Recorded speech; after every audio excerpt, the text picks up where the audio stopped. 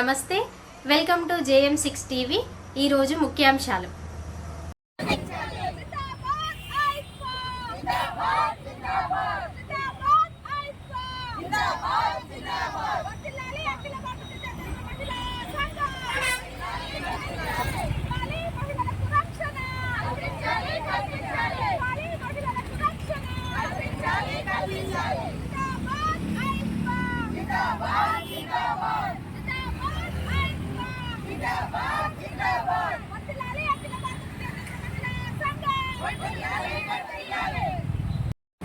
హైదరాబాదు అమర్పేట కృష్ణనగర్లో అంబేద్కర్ జయంతి రోజున ప్రారంభమై అక్కడి నుండి వనపర్తి నుంచి నాగర్ కర్నూలు నుంచి నల్గొండ నుండి సూర్యాపేట, మహబూబాబాద్, వరంగల్, అక్కడి నుంచి హన్మకొండ నుంచి కరీంనగర్ ఈరోజు చేరుకోవడం జరిగింది.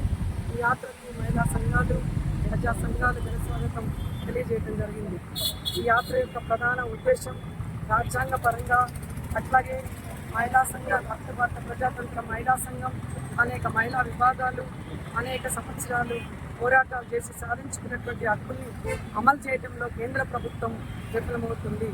అలాంటి నేపథ్యంలో ఈ మహిళని చైతన్యం చేసి మా హక్కులు అమలు చేయాల్సినటువంటి బాధ్యత ప్రభుత్వాలను గుర్తు చేయడం కోసం మహిళని చైతన్యం చేసి ఆ మహిళల ద్వారా ఈ ఉద్యమాలు ఇవన్నీ హక్కులు అమలు చేయడం కోసం ఈ యాత్ర కొనసాగిస్తున్నాం.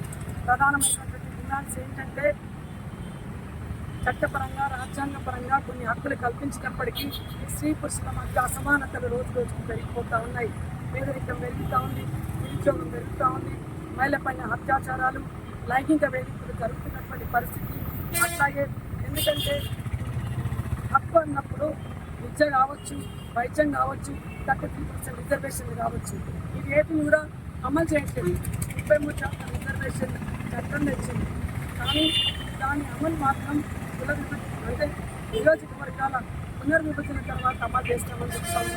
మాకు నియోజకవర్గాల పునర్విభజనతో సంబంధం లేదు, దాని వెంటనే అమలు చేయాల్సినటువంటి బాధ్యత కేంద్ర ప్రభుత్వం పైన ఉంది. అట్లాగే విద్యకు కనీసం కొఠారి కమిషన్ 10% కేటాయించాలని చెప్పింది, కానీ మన బడ్జెట్లో ఎంత కేటాయించినట్టే 2.05% విద్య కేటాయించింది. ఆరోగ్యానికి 2.05% కేటాయించింది. ఇంత తక్కువ కేటాయిస్తే విద్య ఇప్పటికే చాలామంది అంటే స్కూల్స్ మూతపడుతున్నాయి. దాదాపు దేశవ్యాప్తంగా 10,000 స్కూల్స్ మూతపడ్డాయి, మౌలిక వసతులు లేవు. అట్లాగే పాఠశాలల్లో కనీసం బాత్రూమ్ సరిగ్గా లేక, వాటర్ సౌకర్యం లేక అనేక మంది పిల్లలు డ్రాప్ అవుట్ అవుతున్నారు. నెలసరి వస్తే మా పిల్లలకు నాప్కిన్స్ ఇవ్వనటువంటి పరిస్థితుల్లో పేద పిల్లలు డ్రాప్ అవుట్ అవుతున్నటువంటి పరిస్థితి కొనసాగుతూ ఉంది. అట్లాగే వైద్యానికి సంబంధించింది, వైద్యం కేరళలో గ్రామానికి ఒక వైద్యశాలలు కేటాయించి మందులు ఇస్తున్నారు. అట్లాంటి విధానాన్ని ఇక్కడ తెలంగాణ రాష్ట్రంలో కానీ దేశవ్యాప్తంగా తీసుకురావాల్సినటువంటి అవసరం ఉందని డిమాండ్ చేస్తూ ఉన్నాం. మహిళపైన అత్యాచారాలు జరుగుతూ ఉన్నాయి. కత్తుల కావచ్చు, నామఘటన కావచ్చు, మహిళా రెసిడెంట్లకు సంబంధించినటువంటి ఘటన కావచ్చు, ఇవన్నీ జరుగుతూ ఉన్నాయి. అట్లాగే కలకత్తాలో హాస్పిటల్ లేడీ డాక్టర్ పైన అత్యాచారం జరిగింది. ఇవన్నిటి మీద బీజేపీ వాళ్ళు మాట్లాడదు, మోడీ మాట్లాడరు. అందుకే బీజేపీ అధికారంలో ఉన్నటువంటి మోడీ గారి ఎన్నడూ కూడా మహిళల పట్ల జరుగుతున్నటువంటి అత్యాచారాల మీద మాట్లాడేది. మహిళా అభివృద్ధి మాకేం, మహిళా సాధికారత మాకేమని చెప్తున్నాం.